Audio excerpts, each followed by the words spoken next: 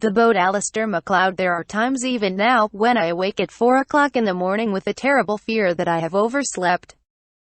When I imagine that my father is waiting for me in the room below the darkened stairs, or that the shore-bound men are tossing pebbles against my window while blowing their hands and stomping their feet impatiently on the frozen steadfast earth. There are times when I am half out of bed and fumbling for socks and mumbling for words before I realize that I am foolishly alone. That no one waits at the base of the stairs and no boat rides restlessly the waters of the pier. At such times only the gray corpses on the overflowing ashtray beside my bed bear witness to the extinction of the latest spark and silently await the crushing out of the most recent of their fellows. And then, because I am afraid to be alone with death, I dress rapidly, make a great to-do about clearing my throat, turn on both faucets in the sink and proceed to make loud splashing ineffectual noises. Later I go out and walk the mile to the all-night restaurant. In the winter it is a very cold walk, and there are often tears in my eyes when I arrive. The waitress usually gives a sympathetic little shiver and says, "Boy, it must be really cold out there, you got tears in your eyes." "Yes," I say, "it sure is, it really is." And then the 3 or 4 of us who are always in such places at such times make an interesting little protective chit-chat until the dawn reluctantly arrives. Then I swallow the coffee, which is always bitter, and leave with a great busy rush, because by the time I have to worry about being late and whether I have a clean shirt, and whether my car will start, and about all the other countless things one must worry about when one teaches at a great Midwestern university. And I know then that that day will go by as have all the days of the past 10 years. For all the call and the voices and the shapes and the boat were not really there. In the early morning's darkness, and I have all kinds of comforting reality to prove it. They are only shadows and echoes, the animals a child's hands make on the wall by lamplight, and the voices from the rain barrel. The cuttings from an old movie made in the black and white of long ago. I first became conscious of the boat in the same way and at almost the same time that I became aware of the people it supported. My earliest recollection of my father is a view from the floor of gigantic rubber boots in.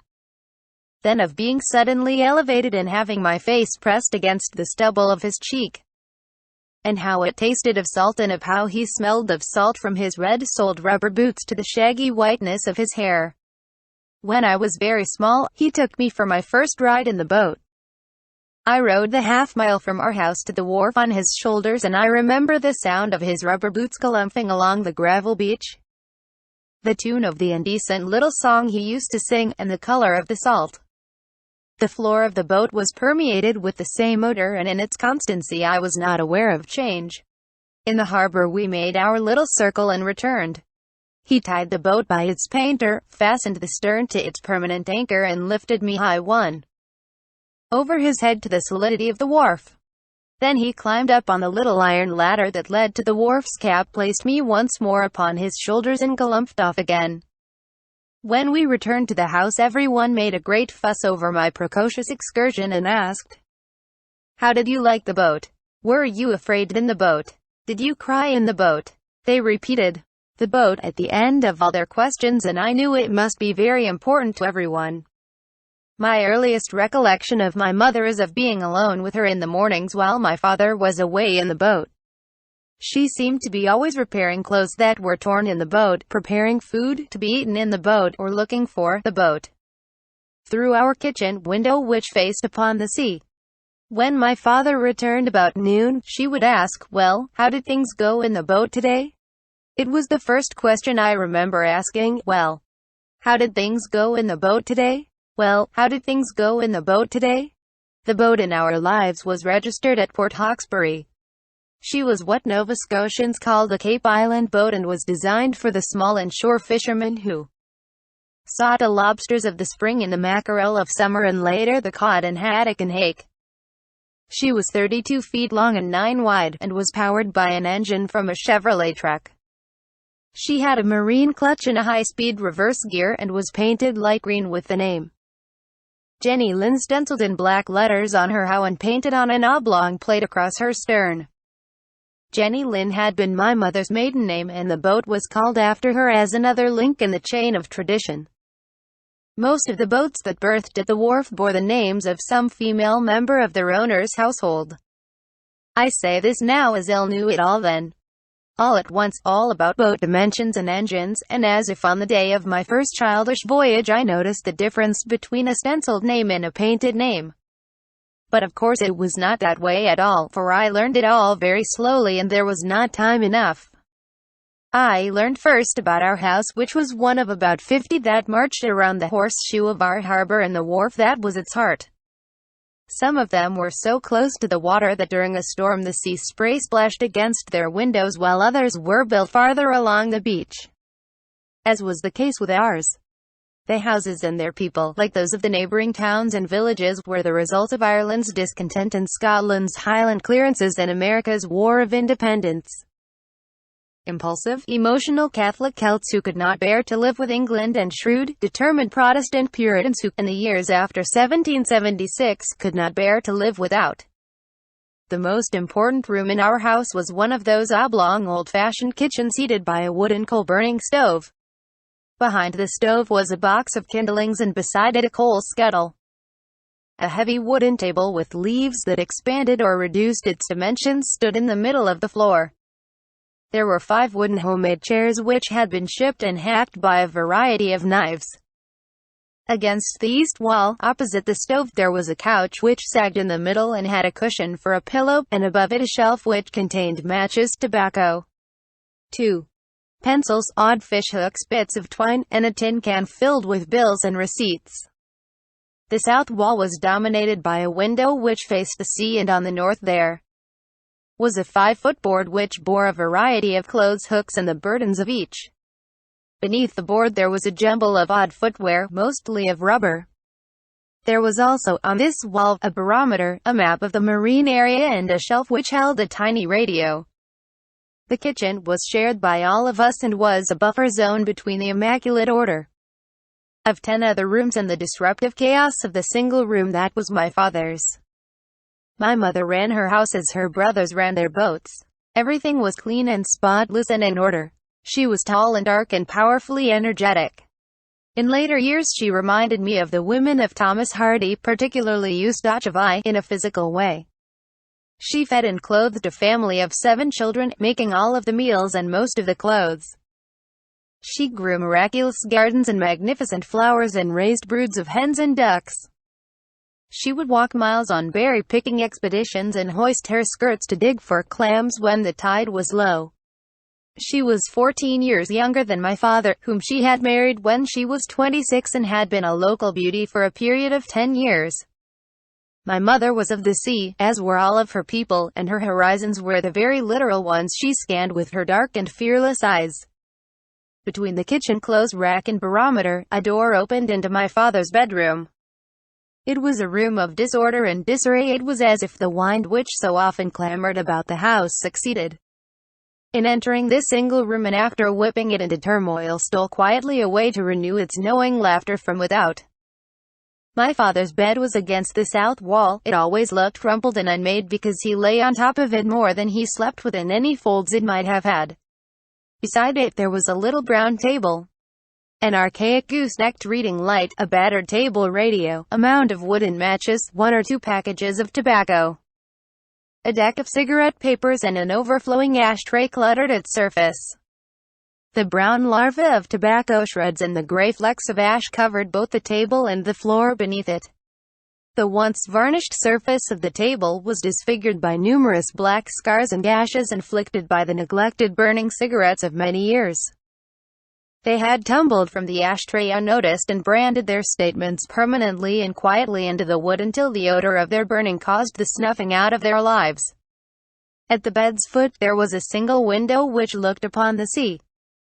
Against the adjacent wall there was a battered bureau, and beside it there was a closet which held his single ill-fitting serge suit, the 2 or 3 white shirts that strangled him, and the square black shoes that pinched when he took off his more friendly clothes, the heavy woolen sweaters, mutts and socks which my mother knitted for him, and the woolen endo-skin shirts. Lie dumped them unceremoniously on a single chair. If a visitor entered the room while he was lying on the bed, he would be told to throw the clothes on the floor and take their place upon the chair. Magazines and books covered the bureau and competed with the clothes for domination of the chair. They further overburdened the heroic little table and lay on top of the radio. They filled a baffling and unknowable cave beneath the bed, and in the corner by the bureau they spilled from the walls and grew up from the floor. The magazines were the most conventional: Time, Newsweek, like Maclean's, The Family Herald, The Reader's Digest. They were the result of various cut-rate subscriptions or the gift subscriptions associated with Christmas, the 2 whole years for only $3.50. The books were more varied. There were a few hardcover magnificents and bygone Book of the Month wonders, and some were Christmas or birthday gifts. The majority of them, however, were used paperbacks which came from those second-hand bookstores that advertise in the backs of magazines. Miscellaneous used paperbacks, 10 each. At first he sent for them himself, although my mother resented the expense. But in later years they came more and more often from my sisters who had moved to the cities. Especially at first they were very weird and varied. Mickey Spillane and Ernest Haycox vied with Dostoevsky and Faulkner. And the Penguin Poets edition of Gerard Manley Hopkins arrived in the same box as a little book called Getting the Most Out of Love. The former had been assiduously annotated by a very fine hand using a very blue-inked fountain pen, while the latter had been studied by someone with very large thumbs, the prints of which were still visible in the margins. At the slightest provocation it would open almost automatically to particularly graphic and well-smudged pages. When he was not in the boat, my father spent most of his time lying on the bed in his socks, the top 2 buttons of his trousers undone, his discarded shirt on the ever-ready chair, and the sleeves of the woolen Stanfield underwear, which he wore both summer and winter, drawn halfway up to his elbows. The pillows propped up the whiteness of his head, and the goosenecked lamp illuminated the pages in his hands. The cigarette smoked and smoldered on the ashtray and on the table, and the radio played constantly, sometimes low and sometimes loud. At midnight and at 1, 2, 3 and 4, one could sometimes hear the radio, his occasional cough, the rustling thud of a completed book being tossed to the corner heap, or the movement necessitated by his sitting on the edge of the bed to roll the 1000th cigarette. He seemed never to sleep, only to doze, and the light shone constantly from his window to the sea. My mother despised the room and all it stood for, and she had stopped sleeping in it after I was born. She despised disorder in rooms and in houses and in hours and in lives, and she had not read a book since high school. There she had read Ivanhoe and considered it a colossal waste of time.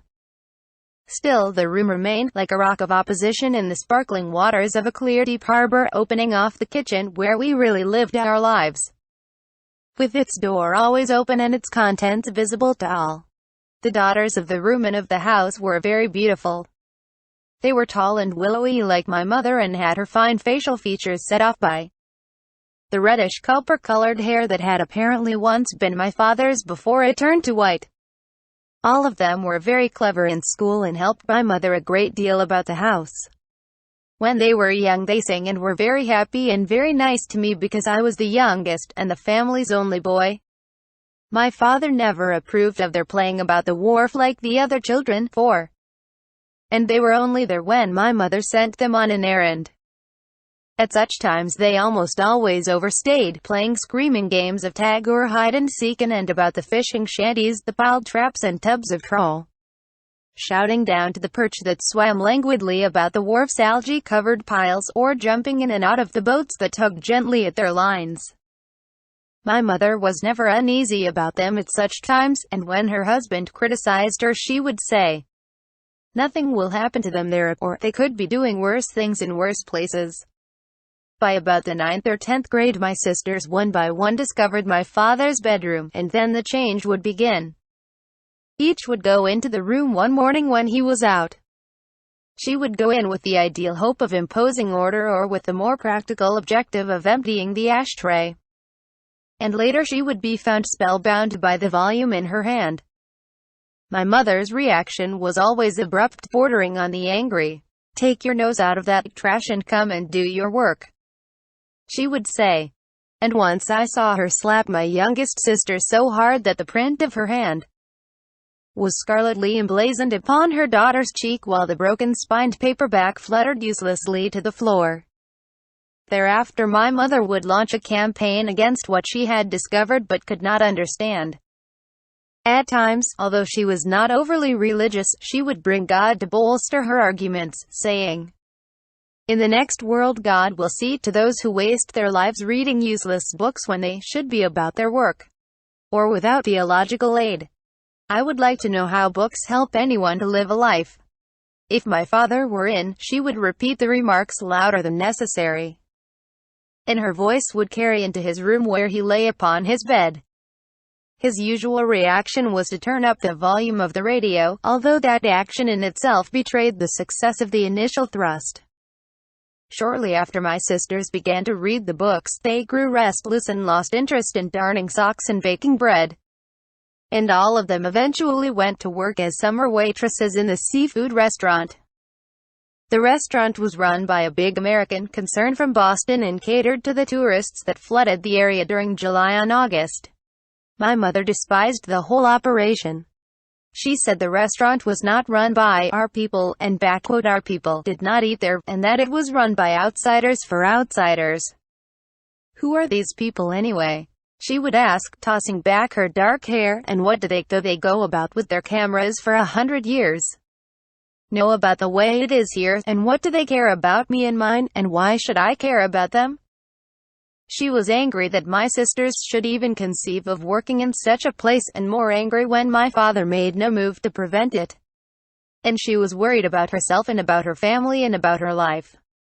Sometimes she would say softly to her sisters, "I don't know what's the matter with my girls. It seems none of them are interested in any of the right things." And sometimes there would be bitter, savage arguments.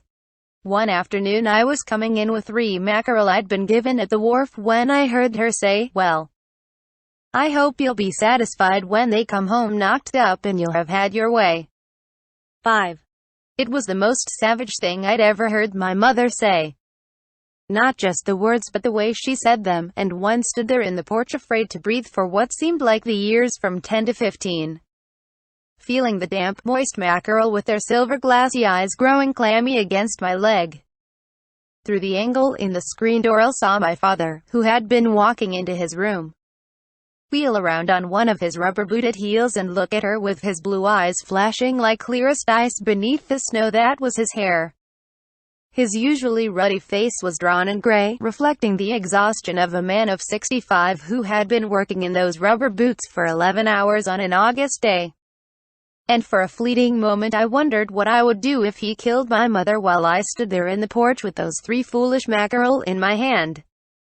Then he turned and went into his room and the radio blared forth the next day's weather forecast, and I retreated under the noise and returned again, stamping my feet and slamming the door too loudly to signal my approach.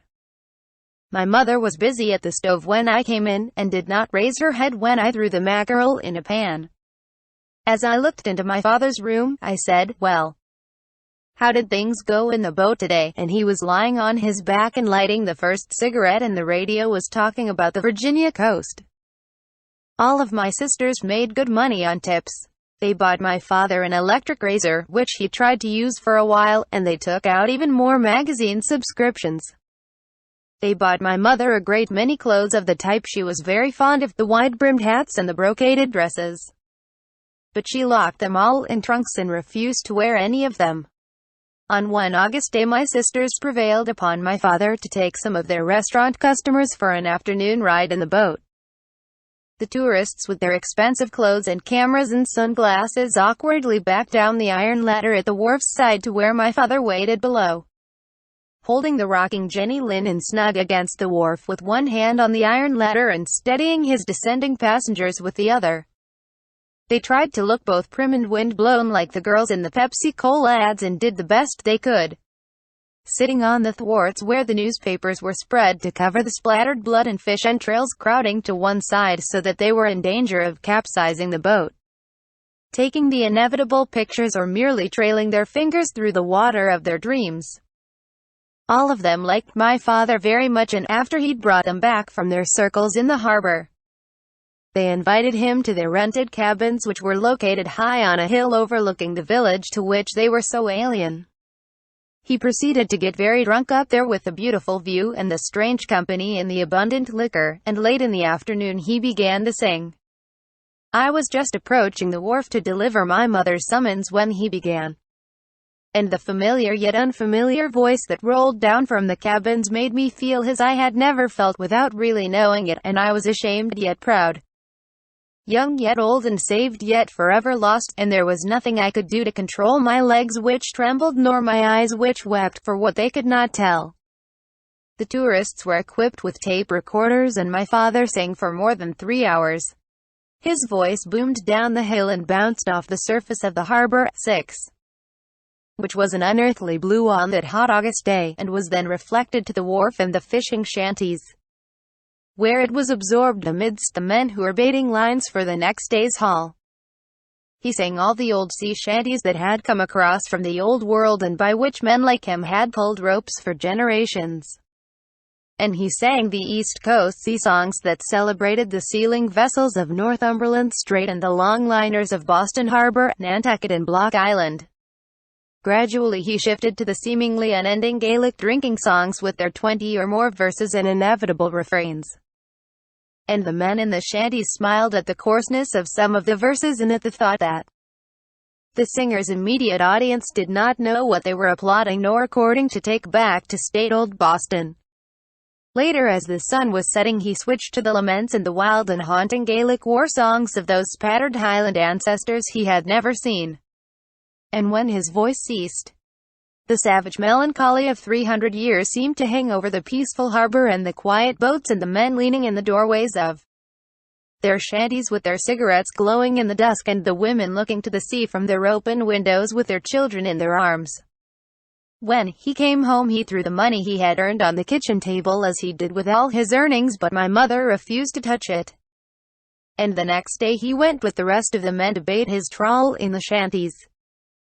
The tourists came to the door that evening, and my mother met them there and told them that her husband was not in, although he was lying on the bed only a few feet away, with the radio playing and the cigarette upon his lips.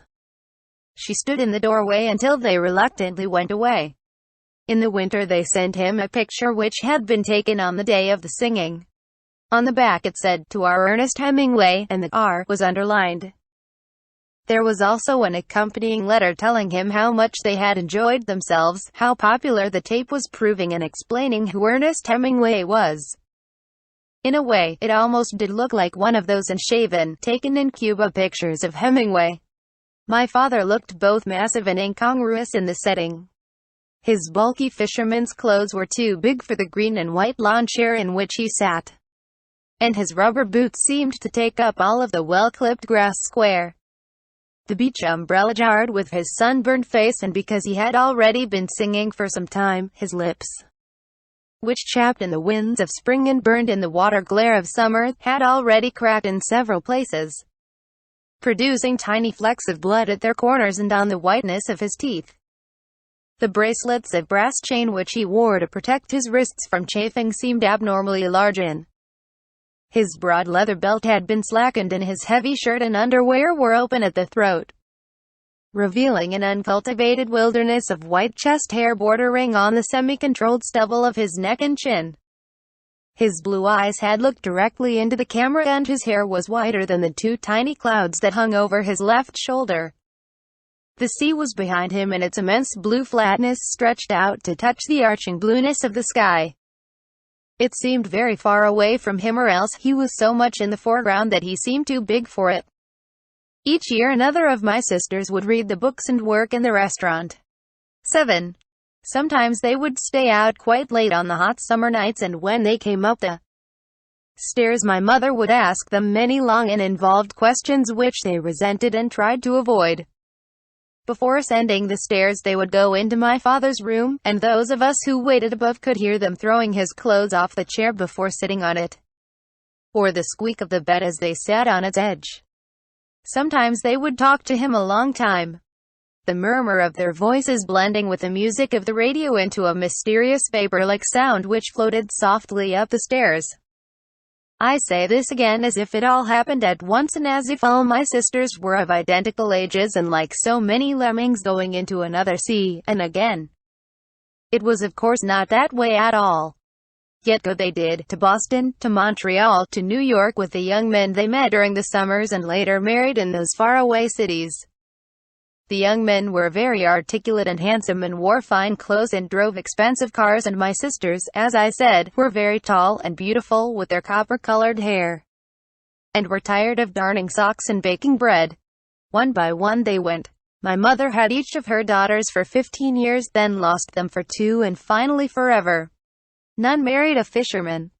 My mother never accepted any of the young men, for in her eyes they seemed always a combination of the lazy, the effeminate, the dishonest and the unknown. They never seemed to do any physical work, and she could not comprehend their luxurious vacations, and she did not know whence they came nor who they were. And in the end she did not really care, for they were not of her people and they were not of her sea. I say this now with a sense of wonder at my own stupidity and thinking I was somehow free and would go on doing well in school and playing and helping in the boat and passing into my early teens while streaks of gray began to appear in my mother's dark hair and my father's rubber boots dragged sometimes on the pebbles of the beach as he trudged home from the wharf. And there were but 3 of us in the house that had at one time been so loud.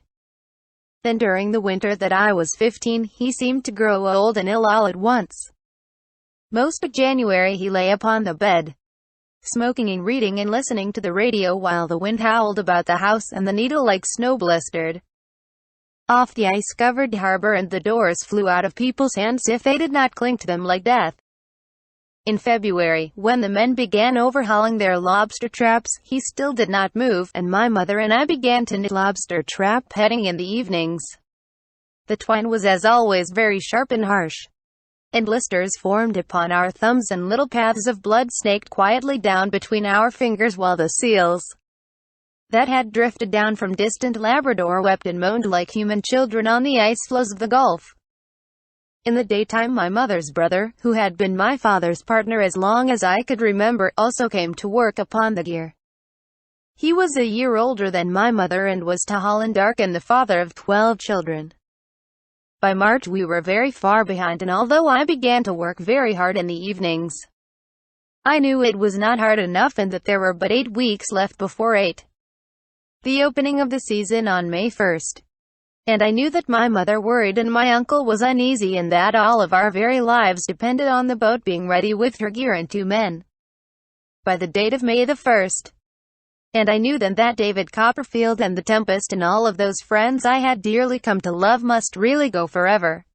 So I bade them all goodbye. The night after my first full day at home and after my mother had gone upstairs, he called me into his room, where I sat upon the chair beside his bed. "You will go back tomorrow," he said simply. I refused then, saying I had made my decision and was satisfied. "That is no way to make a decision," he said, "and if you are satisfied I am not. It is best that you go back." I was almost angry then and told him as all children do that I wished he would leave me alone and stop telling me what to do. He looked at me a long time then, lying there on the same bed on which he had fathered me those 16 years before, fathered me his only son. Out of who knew what emotions when he was already 56 and his hair had turned to snow. Then he swung his legs over the edge of the squeaking bed and sat facing me and looked into my own dark eyes with his of crystal blue and placed his hand upon my knee. "I am not telling you to do anything," he said softly, "only asking you." The next morning I returned to school. As I left, my mother followed me to the porch and said, "I never thought a son of mine would choose useless books over the parents that gave him life." In the weeks that followed he got up rather miraculously, and the gear was ready and the Jenny Lind was freshly painted by the last 2 weeks of April, when the ice began to break up and the lonely screaming gulls returned to haunt the silver herring as they flashed within the sea. On the first day of May the boats raced out as they had always done, laden down almost to the gunwales with their heavy cargoes of traps. They were almost like living things as they plunged through the waters of the spring and maneuvered between the still floating icebergs of crystal white and emerald green on their way to the traditional grounds that they sought out every May. And those of us who sat that day in the high school on the hill, discussing the water imagery of Tennyson, watched them as they passed back and forth beneath us until by afternoon the piles of traps which had been stacked upon the wharf were no longer visible but were spread about the bottoms of the sea. And the Jenny Lind went too, all day, with my uncle tall and dark, like a latter-day Tashtigo, standing at the tiller with his legs wide apart and guiding her deftly between the floating pans of ice, and my father in the stern standing in the same way with his hands upon the ropes that lashed the cargo to the deck. And at night my mother asked, "Well, how did things go in the boat today?" And the spring wore on and the summer came and school ended in the third week of June and the lobster season on July 1st, and I wished that the two things I loved so dearly did not exclude each other in a manner that was so blunt and too clear. At the conclusion of the lobster season my uncle said he had been offered a berth on a deep-sea dragger and had decided to accept.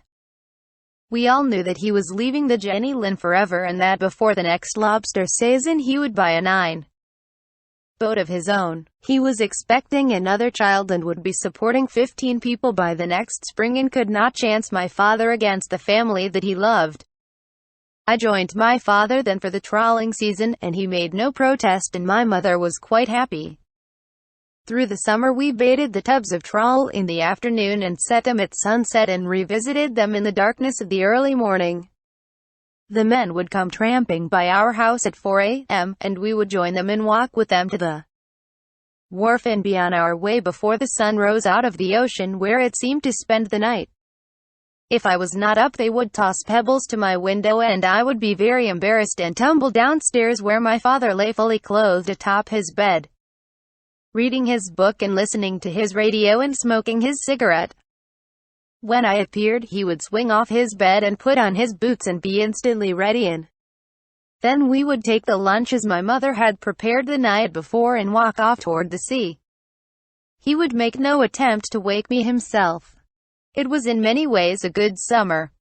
There were few storms and we were out almost every day and we lost a minimum of gear and seemed to land a maximum of fish, and I tanned dark and brown after the manner of my uncles. My father did not tan. He never tanned because of his reddish complexion, and the salt water irritated his skin as it had for 60 years. He burned and reburned over and over again, and his lips still cracked so that they bled when he smiled, and his arms, especially the left, still broke out into the oozing salt water boils as they had ever since as a child I had first watched him soaking and bathing them in a variety of ineffectual solutions.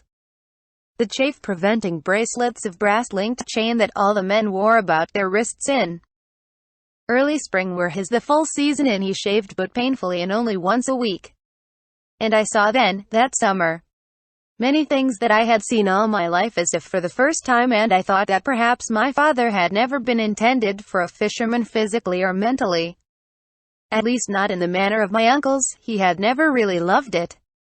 And I remembered that, one evening in his room when we were talking about David Copperfield, he had said that he had always wanted to go to the university and I had dismissed it. Then in the way one dismisses one's father, saying he would like to be a tightrope walker. And we had gone on to talk about the Peggotties and how they loved the sea. And I thought then to myself that there were many things wrong with all of us and all our lives, and I wondered why my father, who was himself an only son, had not married before he was 40, and then I wondered why he had. I even thought that perhaps he had had to marry my mother and checked the dates on the flyleaf of the Bible, where I learned that my oldest sister had been born a prosaic 11 months after the marriage. And I felt myself then very dirty and debased for my lack of faith and for what I had thought and done.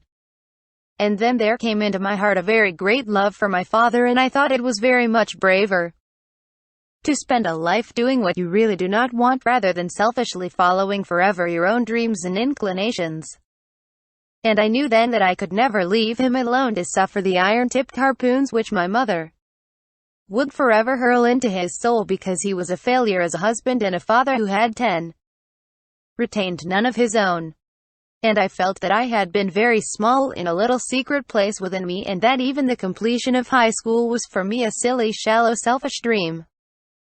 So I told him one night very resolutely and very powerfully that I would remain with him as long as he lived and we would fish the sea together. And he made no protest, but only smiled through the cigarette smoke that wreathed his bed and replied, "I hope you will remember what you've said." The room was now so filled with books as to be almost Dickensian, but he would not allow my mother to move or change them, and he continued to read them. Sometimes 2 or 3 a night. They came with a great regularity now, and there were more hardcovers, sent by my sisters who had gone so long ago and now seemed so distant and so prosperous.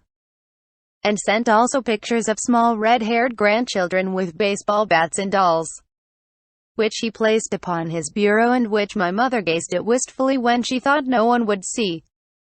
Red-haired grandchildren with baseball bats and dolls who would never know the sea in hatred or in love. And so we fished through the heat of August and into the cooler days of September when the water was so clear we could almost see the bottom, and the white mists rose like delicate ghosts in the early morning dawn. And one day my mother said to me, "You have given added years to his life." And we fished on into October when it began to roughen and we could no longer risk night sets but took our gear out each morning and returned at the first sign of the squalls. And on into November when we lost 3 tubs of trawl and the clear blue water turned to a sullen gray. And the trochoidal waves rolled rough and high and washed across our bows and decks as we ran within their troughs. We wore heavy sweaters now, and the awkward rubber slickers and the heavy woolen mitts which soaked and froze into masses of ice that hung from our wrists like the limbs of gigantic monsters until we thawed them against the exhaust pipe's heat.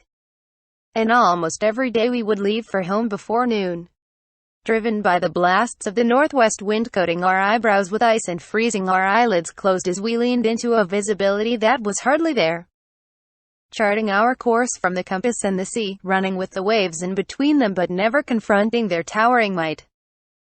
And I stood at the tiller now, on these homeward lunges, stood in the place and in the manner of my uncle, turning to look at my father and to shout over the roar of the engine and the slop of the sea to where he stood in the stern, drenched and dripping with snow and the salt and the spray, and his bushy eyebrows caked in ice.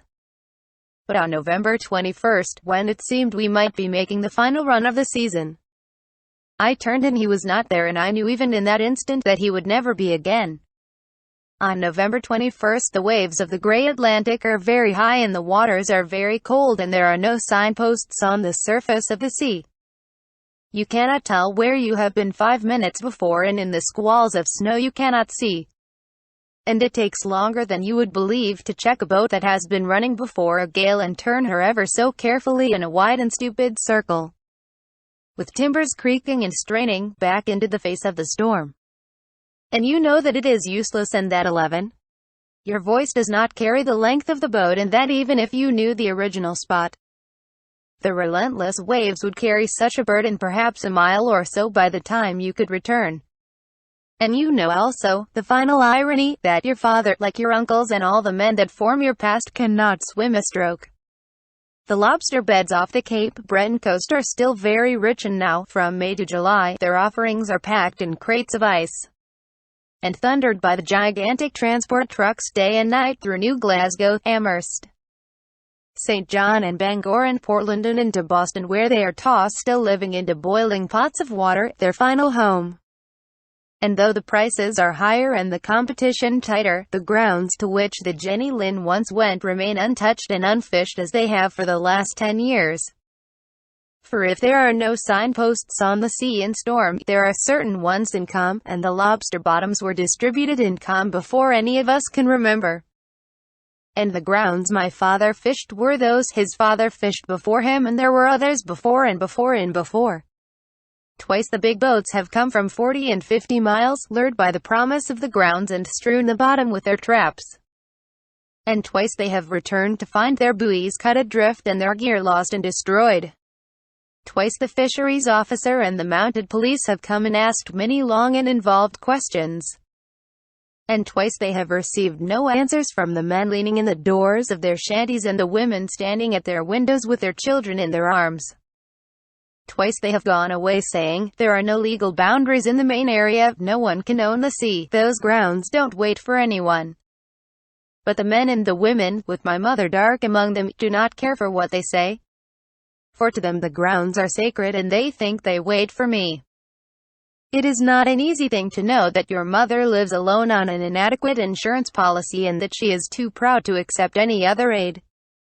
And that she looks through her lonely window onto the ice of winter and the hot flat calm of summer and the rolling waves of fall.